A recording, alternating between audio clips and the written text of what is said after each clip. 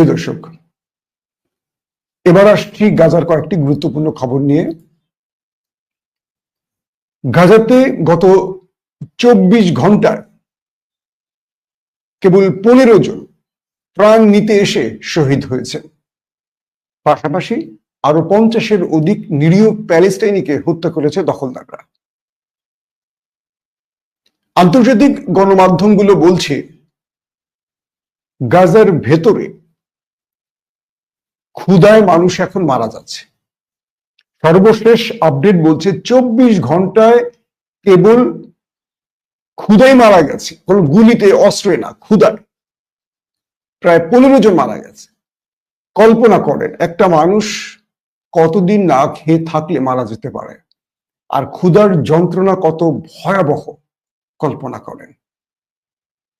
আবার যারা প্রাণ নিতে আসছিল সেখান থেকে আরো 15 জনকে মেরে দিয়েছে ওরা গুলি করে, দখলদাররা।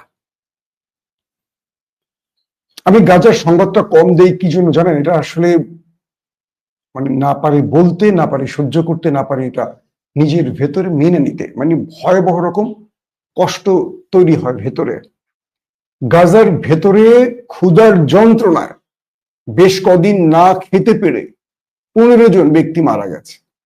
আবার যাদের মধ্যে অনেকেই ত্রাণ নিতে এসেছিল ত্রাণবাহী গাড়ির কাছে, সেখানে তাদেরকে টার্গেট করে দখলদাররা হত্যা করেছে।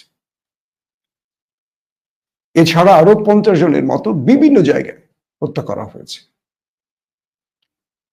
দখলদাররা পুরো পৃথিবীকে এই মুহূর্তে যে দৃশ্য দেখাচ্ছে, ইউরোপের দেশগুলো এখন রাস্তায় বিক্ষোভ চলছে, সেটা আমেরিকা বলি, যুক্তরাজ্য বলি, আদার্স ইউরোপীয় দেশগুলোতে এখন মানুষ বিক্ষোভে রাস্তায় ফেটে পড়ছে। পুরো পৃথিবী দেখছে এই দৃশ্যগুলো, যে গাজার মানুষ না খেয়ে মারা যাচ্ছে। কিন্তু ইসরায়েল এখান থেকে সরে যাচ্ছে না, এতটুকু সিদ্ধান্তের পরিবর্তন হচ্ছে না।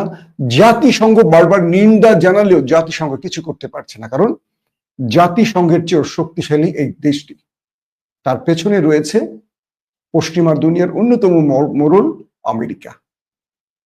তারা আবার আমাদের সভ্যতা শেখায়, আমাদের গণতন্ত্র শেখায়। আফসোস, যখন গাজার মানুষ না খেয়ে মারা যাচ্ছে তখন মুসলিম বিশ্ব উৎসব আনন্দে মেতে আছে। আরব রাষ্ট্রগুলো তাদের খাবার অপচয় করছে, নষ্ট করছে, ফেলে দিচ্ছে। আর গাজার ভাই বোনরা, আমাদের প্রিয় ভাই বোনরা না খেয়ে মারা যাচ্ছে। 2025-এর এই সময়টিতে এসে এই খবরগুলো আমাদের দিতে হচ্ছে আর আপনাদের শুনতে হচ্ছে। এর চেয়ে দুঃখজনক আর কিছু হতে পারে? গাজার প্রতিরোধ বাহিনীগুলো, আল কুদস, আল আকসা ব্রিগেড, আল কাসাম ব্রিগেড সহ আরো যতগুলো ব্রিগেড রয়েছে, এরা জীবন মরণ লড়াই চালিয়ে যাচ্ছে দখলদারদের বিরুদ্ধে।